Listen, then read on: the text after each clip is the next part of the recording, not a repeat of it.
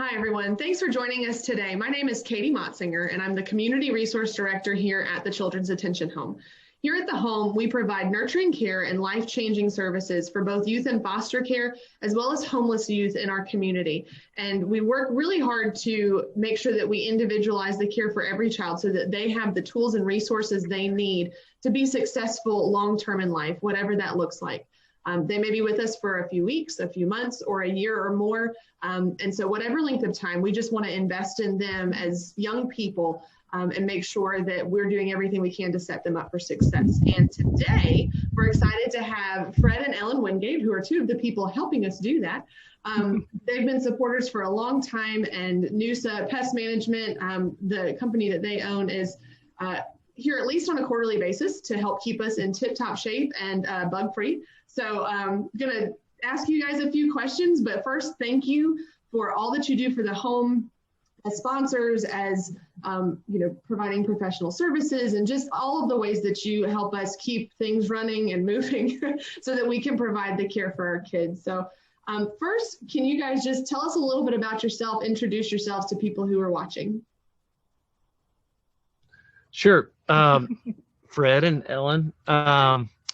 We do bugs during the week, but we've got a couple of little ankle biters around here. We've got Freddie, who's 14, 8th grade, and Logan is 11, special needs little guy, and live in TKK and work out of TKK in Fort Mill. And yeah, just love the community, and just start out by saying it's an honor to partner with you guys. Doesn't feel like we do that much. We just show up and help whenever we can, and you guys that are doing it full time, really pouring into the kids is what it's all about. So I feel like we're getting off easy most of the time with what we're doing, or all the time. So. Well, it's a huge help. We've got to have everybody doing their part to make it work. It takes a village, right? Absolutely. So how did y'all first hear about the Children's Attention Home? It was probably, I was thinking back, it's been so long, and my long-term memory is the best. It's all the gray hair. I believe we got a call just to handle some professional services. I believe it was a raccoon, little Ralphie. The raccoon was getting into the dumpster and wreaking havoc. And but I believe our church and our community in TKK, Children's Attention Home, is very well known around here, and we'd heard about it. But I believe the first time we had boots on the ground was to take care of some work for a little critter, and just getting to know your staff, seeing what it was all about. It was in a section of Rock Hill. I never really got back tucked in there and to see what was back there. So that was neat. It was eye-opening, and then to see what was going on that awesome campus was eye-opening to me. And then the more we got to know you guys, the easier it was to just continue to partner and step up when we could. Well, we are very appreciative of that. And so what, I guess my next question was what first inspired you to support the home, which you kind of answered, but so what is it that's kept you involved and that you personally connect with regarding the mission of the home?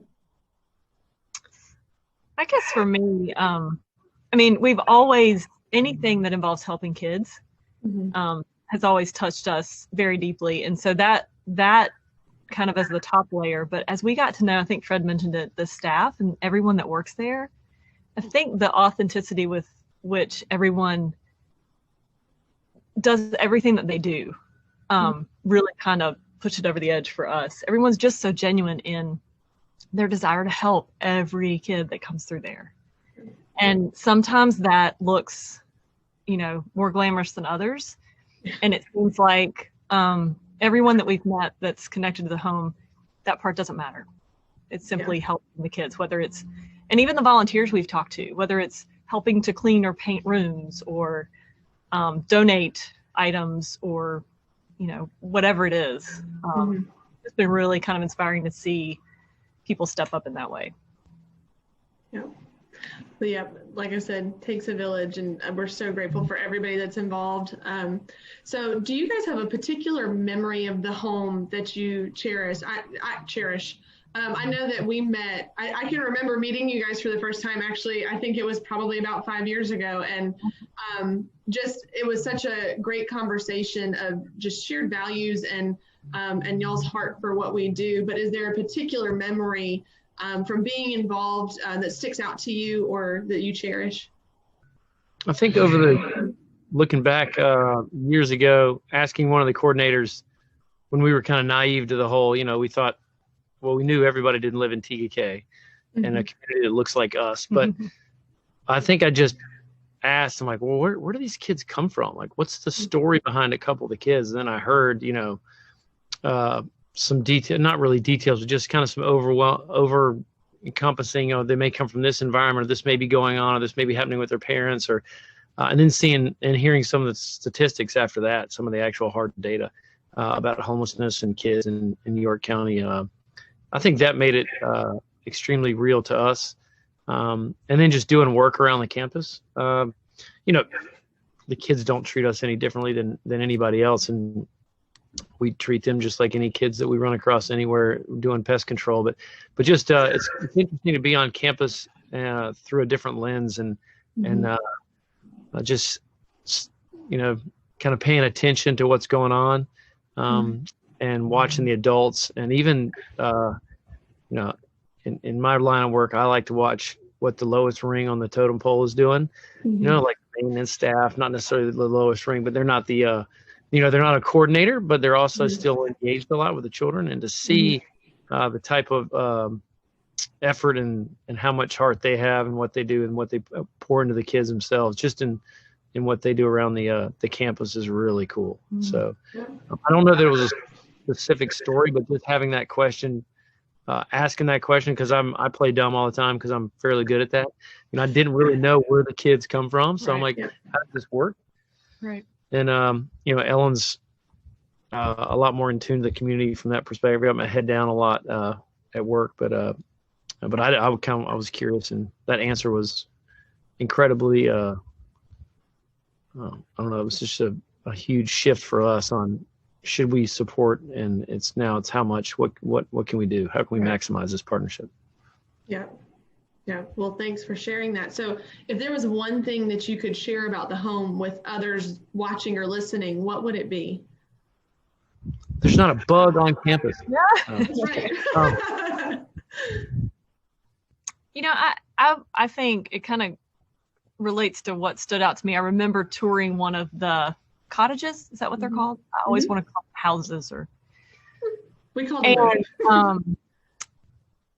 And I think Kathy took us through, and it really hit home to me that this is not a weekend setting. This is not so the life skills that are being taught, along with everyday needs, soap, shampoo, they've got to take showers, we have to help them do homework, learning to manage their rooms and keep things clean, and the personal relationships that everybody's kind of working through, and feeding them. And like when I related it to raising my own children, you guys have at any given time, multiple kids, multiple ages, multiple different backgrounds and stories. Like the magnitude of that, I think, is what hit home to me, in the sense that every little bit that we might be able to do, if everyone else could do just a little bit, what an impact that could have for the entire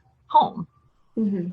I think that was, and I think even walking through and seeing the amount of food and like the coordination of that,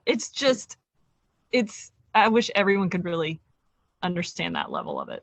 It's not just a donation, like there's just so much more to it.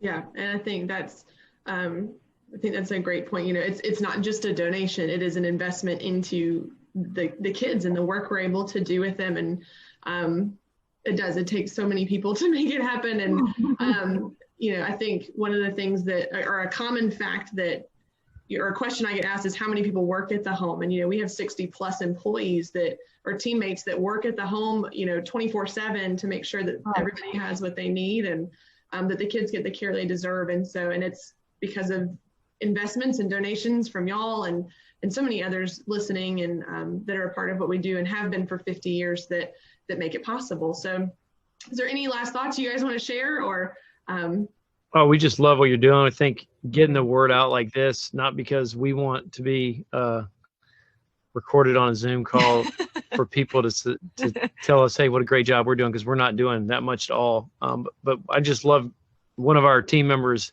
collected funds over Christmas for a luminary deal in the neighborhood, and people were giving them more money than they needed for the luminaries. Long story long, they had some excess, and so my team member said, we're just going to run that over the Children's Attention Home. Wow. Yeah.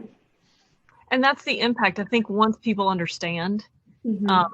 and one of the things that I think you hit on was, this is not like 9 to 5. I mean, this is a full-time 24/7 investment. Yeah, I think that's. So if everybody thought, hey, if I have a little bit of excess, Right. it would be great. Because I've always thought that these kids need the nicest high-rise building in the county to live in and for you guys to work in. I think that's what these types of situations deserve. Not that the campus today isn't, but I feel like these kids really need our finest, and they need the best that we can give them to get them to where they need to be. And I think you guys are doing a phenomenal job. But just from a giving perspective and where the community's heart needs to be, this is should be way up there. So I'm glad to partner and Absolutely help out any way we can. Well, we're so grateful for y'all as partners, and for like you said, everybody that gives their little bit, and they're above and beyond to make sure that we can give what we can, give our best to the kids. And so anyways, thank you guys so much for joining me today and for sharing your heart for the home with everybody watching. If you have questions or you want to learn more about the Children's Attention Home, you can learn more on our website, attentionhome.org, or the social media page where you may be watching this video. Or you can reach out to us. Give us a call, 803-328-8871. I'd love to talk with you and help you learn more. Unfortunately, tours are a little bit postponed right now, but we would be happy to share any information about how to get involved, and how you can be part of what we're doing here. Thank you guys so much, and Thank you. Thanks. great rest of your day. You too.